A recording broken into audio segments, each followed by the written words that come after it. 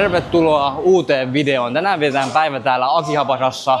Ja jos et tiedä yhtään mikä Akihabara on, niin lyhyesti selitettynä tää on elektroniikan, mangan sekä animen ydinkeskus täällä Tokiossa.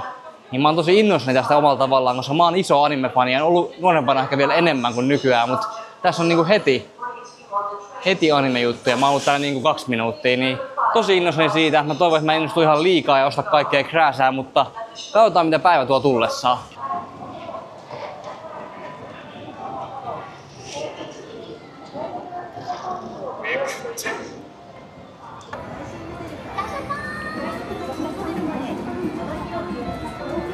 Mihinkähän se suuntaan ekana? En oikein tiedä. Kai me loogisesti suunnataan heti ensimmäiseen anime-kauppaan, mikä tulee vastaan. Nämä on kyllä aika villeinä jotkut figuurit.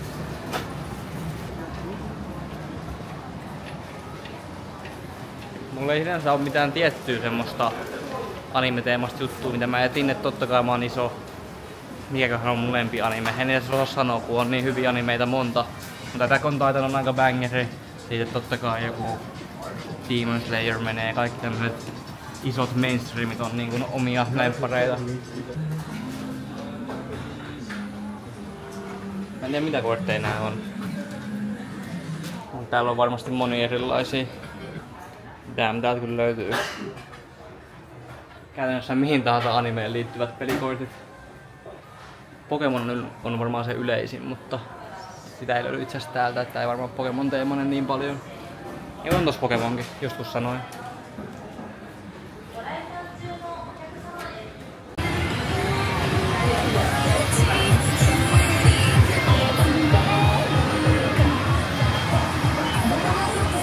Mä mennä sinne, mutta siinä onkin kasino. Ei toi ihan kämpeläysfiilis tällä hetkellä.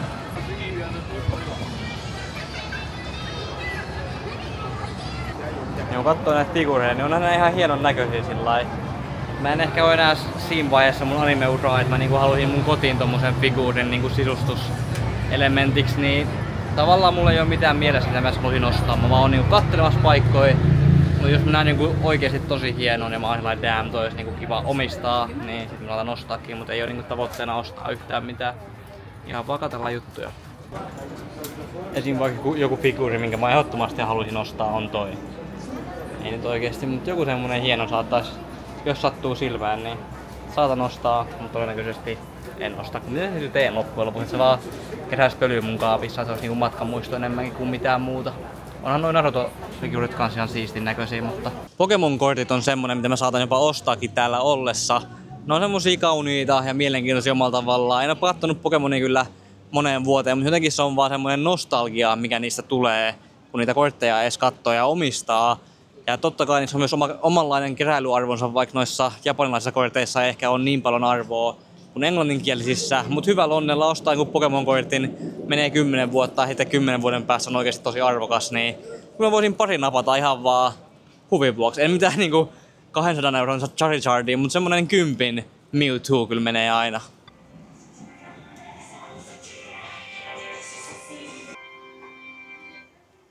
Lisää Pokemon-kortteja. Mitä nää on? Tai holoversioita. Menen kattoo, että onpas vähän epäilyttävän näköinen kortti. Tuossa on terävät kulmat. Mä oon 100 varma, että Pokemon-korteissa ei oo terävät kulmat. Näissä aika monissa on terävät kulmat. Kun on feikkikauppa. Niin kuin näissä kalliin, missä nää ei oo vielä kalliita, mutta tässä esim. Niin on terävät kulmat. Kato yläkulma. Vähän tekisi mieli ostaa tästä päkki, vaikka tossa on 4 päkkiä, 6 €. Ihan niinku huvin vuoksi vaan. Mut tämmöisissä paikoissa, mitkä niinku myy omin käsin niin sanotusti noita päkkejä, niin niissä on se riski mun mielestä, että ne saa punnita ne päkit. Ja se meinaa sitä, koska ne arvokkaammat kortit painaa noin gramman enemmän niiden päkkien sisällä.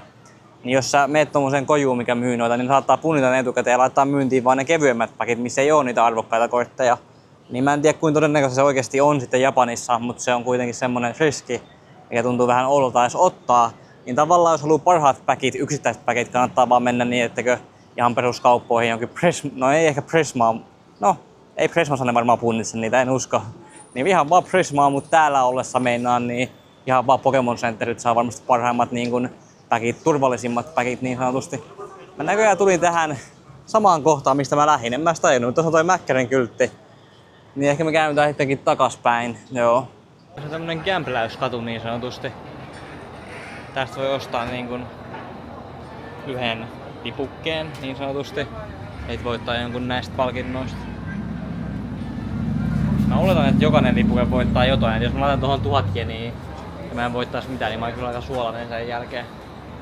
Mä en sit tiedä, mitä tästä voi voittaa, kun tässä on naisten kuvia. Voiko mä niinku voittaa naisen puhelinnumero vai mikä tää on? Nää näköjään pelaa just semmoista.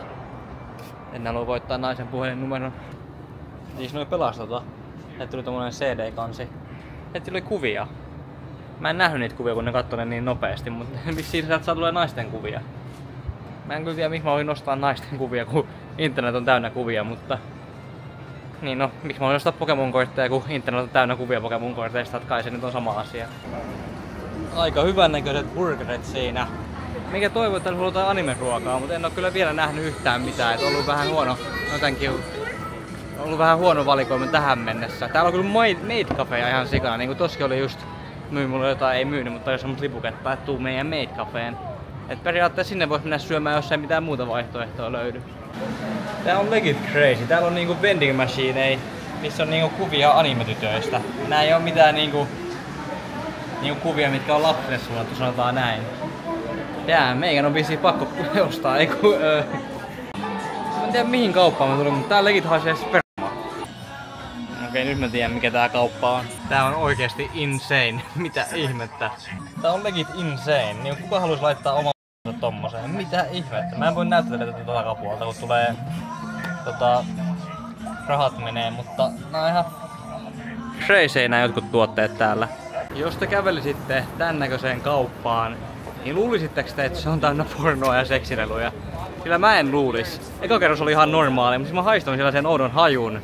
Niin se olisi mun eka varoitusmerkki. Mä menin kaikki kerrokset läpi. Oli ihan täynnä pornoa. Siellä oli telkkarit, sielläkin pyöri oli niinku... Vähän yllätti, niinku ei ole mitään niinku kauheeta, mutta se vaan niinku yllätti. Se oli vähän odottamatonta.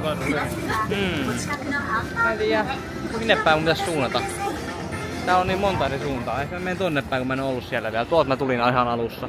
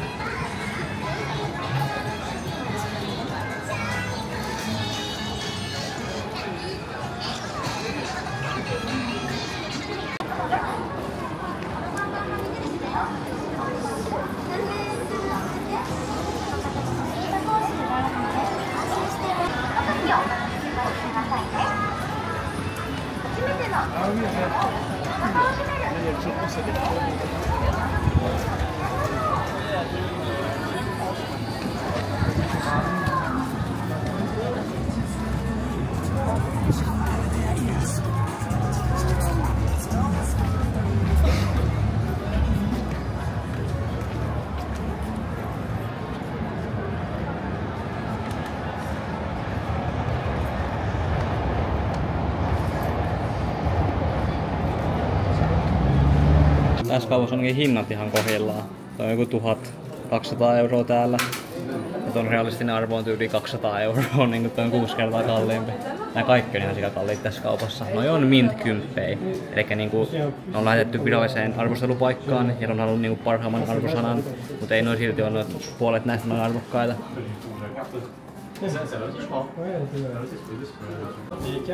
Arvostelevan ton Mew yli 200 €, toi on legit insane, ei millään oo ton arvoisia, Alkaa itkettää nää hinnat täällä, jos joku ostaa näitä. Tää on vähän kalliimmasta, on kynnys. Kalliimmasta päästä tää kauppa, huomaa heti, jos se on niinku kortteja, mitkä on niin harvinaisia kortteja, mutta puolet niistä korteista on arvosteltu, niin on lähetetty arvosteltavaksi, mutta toiset puolet ei oo, niin sä et ikinä halua tavallaan tommosessa kaupassa ostaa niitä kortteja, mitä ei ole lähetetty arvosteltavaksi, koska miksi sä oot lähettänyt arvosteltavaksi vaan ne tietyt kortit, mutta et niitä, jotka on huonompi laatuisia totta kai, koska ne on niin hyvä arvosana, niin niiden arvo on arvokkaampi, kun niitä ei ole arvosteltu, VS jos ne arvostellaan, niin niiden arvo lippuu, koska se arvostelunumero on varmaan joku 6, 7 ja semmonen kortti on aika huono verrattuna arvostelemattomaan korttiin.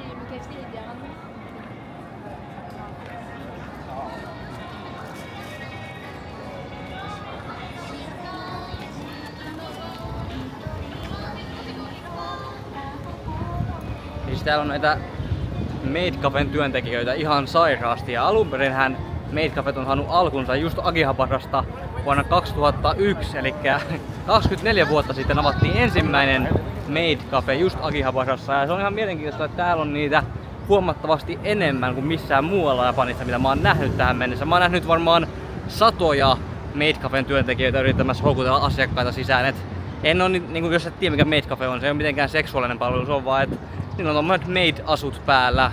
Ja ne Made-asut täällä tullut alun perin Ranskasta, mutta se nyt on aihe erikseen. Niillä on Made-asut päällä, sä menet sinne istumaan ja siellä saattaa olla joku show. Ne vaan tarjoilee sulle ruokaa. Et se on vähän niinku kalliimpi kahvilakokemus, mutta pääsee katsomaan yleensä viehättäviä naisia Made-asuissa. Sehän se kokemus siinä käytännössä on. Ehkä mäkin suuntaan jossain vaiheessa semmoseen. Varmaan optimaalinen olisi käydä nyt täällä Akihabarassa, koska täältä on lähtösi alun perin. Tässä on Mandrake-niminen myymälä. Ja täällä myydään ymmärtääkseni käytettyjä manga-anime-tuotteita, niin käydään katsomaan miltä näyttää. Ei tää nyt mitenkään erityisesti poikkea vasta muista kaupasta. Nämä nyt pitäisi olla niinku käytettyä kamaa, mutta nääkin näyttää aika uusilta, jos ollaan rehellisiä. Mangoja löytyy laista laitaan. Mutta oikeesti ihan sikan eri vaihtoehtoja, mutta meikä ei osaa japania, niin pitäisi löytää joku englanninkielinen manga, jos haluaisi jotain semmoista ostaa.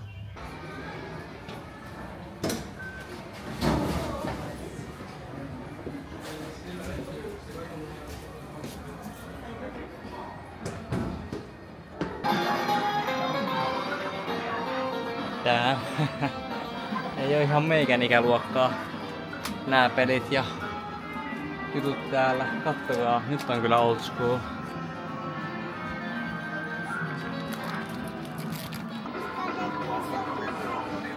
Tää on tämmönen retro-videopelikauppa. Täällä myydään niin kuin vanhoja videopelilaitteita ja totta kai videopelejä. Ja ihan varmasti täällä on paljon pelejä, mitä on tosi vaikea löytää mistään muualta. Ja täällä on jopa Wii, niin mä en tiedä lasketaanko Wii ihan vielä retroksi. Ottaen huomioon, että Wii oli ainakin mun lapsuudessa iso juttu, mutta ehkä se onkin... Jos Wii lasketaan retroksi, niin sitten pitää kyllä ihmetellä jo omaa ikää, niin alkaa vuodet kulumaan, mutta ihan niinku siisti paikka. Ei oo ehkä mun... Retropelit ei oo niinku mun mieleen, jotenkin mä tykkään enemmän uusista peleistä. Mä oon huomannut, että mä oon yrittänyt opetella pelaamaan vanhoja pelejä, että ne ei vaan nappaa, mutta on niissä niinku omat puolensa myös. Täällähän on kunnon pelilaitteetkin, mitä voi lähteä pelailemaan.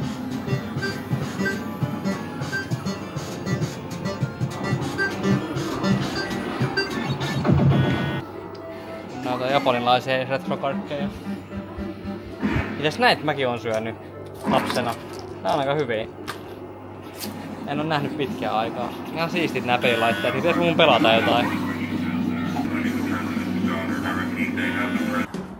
Täällä on niinku 4 kerrosta. No käydään kaikki läpi yksitellen.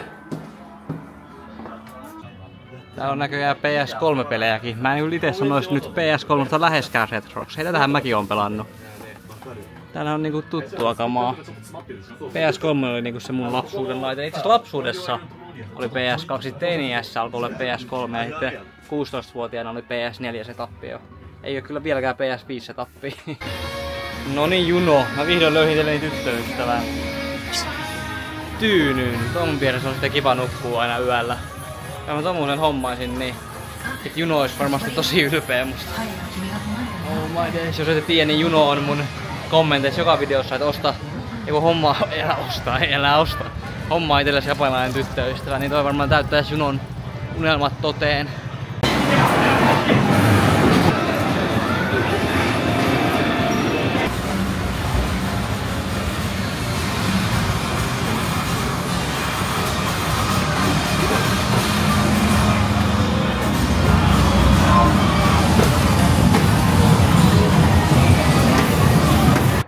pelaamaan tuossa peliä, mutta se oli niin äänekäs paikka, että mä olin, että en mä kyllä kestä tällä 5 minuuttia pidempään, niin skippasin pelit. Onkaan toi Okina vasta? Aika nätti kuva tai video.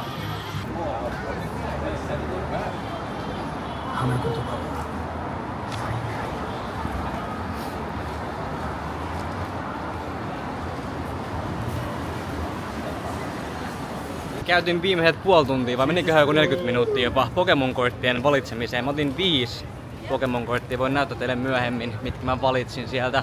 Nyt on ihan törkeän kova nälkä ja täällä on jopa pimeetä, kun mun meni niin pitkään valita noi kortit, niin etsitään joku ruokapaikka. Tässä oli yksi hampparipaikka, mikä näytti aika hyvältä, niin käydään tsekkaa se vielä uudestaan. Kun mä aikaisemmin puhuin näistä Made Cafe-työntekijöistä, niin ne on nyt tuplaantunut iltaa myöten. Täällä on ihan törkeästi, niin kuin joka 3 metrin välein on yksi semmoinen työntekijä.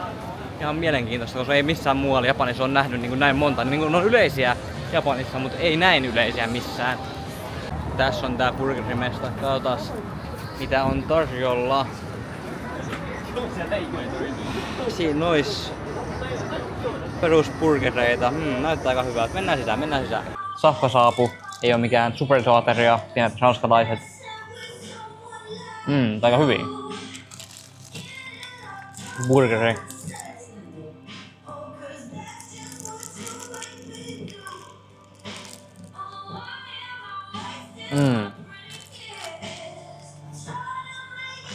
Hyvä. Lihasaburgeri. On kauhean nälkä, niin tää kyllä auttaa siihen. Oho, taskulampu päällä. Varmaan siitä on salakuvasin naisia. Oikein hyvä ateria. Ehkä mä lähden tästä jälkiruualle, kun jäi kuitenkin vähän nälkä vielä. Tän jälkeen mä nyt esittelen teille mun Pokemon-kortit, mitkä mä ostin. Ekana on Lugia. Tää on oikein hieno. Mun mielestä Lugia on yksi hienoimpia, kauneimpia Pokemoneita totta kai. Yksi lemppareita. Ei nyt ihan lemppari, mutta yksi lemppari. Top 10 helposti. Sitten on totta kai Latios. Ja sen jälkeen on Latias myös. Nää ei kuulu yhteen nää 2 korttia, mutta Latiokselle, tälle kortille on Latias-pari. Ja se on tosi haluttu se pari. Se on niinku joku 200 € melkein. Ja tää oli niinku 12-13 €. Ja sen seurauksena, kun se toinen on niin haluttu, niin totta kai monet myös haluaa tän toisen sen pariksi. Sitten oli tää Latias, ei niin ehkä haluttu, mutta Latias on aina niinku hieno ja kaunis kortti. Ja Snorlax, ajaton klassikko. Et vikana tää oli niinku se ainoa kortti, minkä mä niinku näin, ja mä olin että mä ainakin ostan ton. Niinku mun on pakko ostaa, jos mä ostan jotain, niin mä ostan ainakin tän kortin, koska Mewtwo on niin... Mewtwo on mun lemppari Pokemon. Ja tää korttikin on aika nätti. Mä oon yrittänyt etsiä semmoista tiettyä Mewtwo-korttia, mutta ne on aika kalliita. Ne halutuimmat totta kai ja ne hienoimmat. Mun mielestä tää on niinku yksi hienoimmista Mewtwo-korteista. Niinku kuvastaa hyvin Mewtwoon sitä tavallaan yksinäisyyttä ja elinympäristöä ylipäätään. Joo, hyvä mun mielestä täkki ihan keräilyyn tai mun mielestä jopa jälleen myyntiinkin omalla tavallaan, mutta lähdetään nyt tästä jonkin jälkiruoalle. Jäi sen verran nälkä nimittäin. Tästä meikä käveli silloin päivällä ohi, niin napataan pari donitsia. Jälkiruuaksi 2 donitsia. Aloitetaan vaikka tällä French crème brûlée, en mä muista tän nimeä. Suklaa, joku ranskalaistyyppinen donitsi. Pehmeä kuin mikä. Siellä on jotain juttua, en tiedä mitä toi on. Kermaa ehkä, ei jotain keltaista. Ihan hyvä. Sitten meillä oli vielä Galaxy Donut, amerikkalaistyyppinen, niin tästä tulee varmaan diabetes kanssa mukana.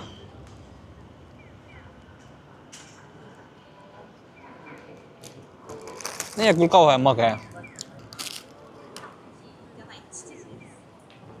Vähän pettymys. Akihabarassa ei ole samanlaista yöelämää, mitä on Shibuyassa ja Shinjukussa. Täällä kaupat alkaa menee kiinni siinä 8-9 aikoihin, pikat Made Cafet menee kiinni jo 10:00. Niin tää paikka vaan hiljenee verrattuna just vaikka Shinjukuun, missä yöelämä on ihan erilaista. Ja meikäläinen viihtyy ihan tosi hyvin. Mun mielestä ehkä tärkeä autto isosti on, että tykkään animesta niin paljon, niin viihdyin vielä paremmin. Mä tavallaan odotin enemmän, kun kuulee, että joku sanoo, että Akihabara on animen sydän, animen niin kuin isoin sydän, isoin kohde Japanissa. Niin jotenkin odotti tosi niin kuin paljon tältä paikalta, mutta tavallaan se ehkä täyttänyt niitä odotuksia. Niin kuin ei ollut mitenkään tajunnan räjäyttävää. Tää oli tavallaan, että siellä oli niin kuin paljon kauppoja, mutta mä oon Japanissa ollessa jo nähnyt paljon erilaisia Japanin kauppoja. Et ne ei tavallaan ollut mitenkään erilaisia tajunnan räjäyttäviä, mitä mä toivoin ja odotin tältä Akihabarasta. Niin sen takia mä vähän petyin. Mä niinku odotin liikoja, vähän niinku naistenkin suhteen. odotan yleensä liikoja ja tosi usein petyn sen takia. Mutta mun mielestä oli silti niin kuin tosi hyvä päivä. Ja en ostanut mitään ihmeellistä, ostin vaan nämä Pokemon-kortit. Nämä oli aika kalliita, saatoin maksaa vähän liikaakin, mutta näitä sattuu. Joka tapauksessa mä niin kuin nautin tästä päivästä. Se on tärkeintä, että viihtyi, nautti, oli hauskaa ja oli uusi kokemus. Meikäläinen lopettaa tämän videon tähän. Uskokaa itteenne, niin voit saavuttaa ihan mitä vaan. Let's go!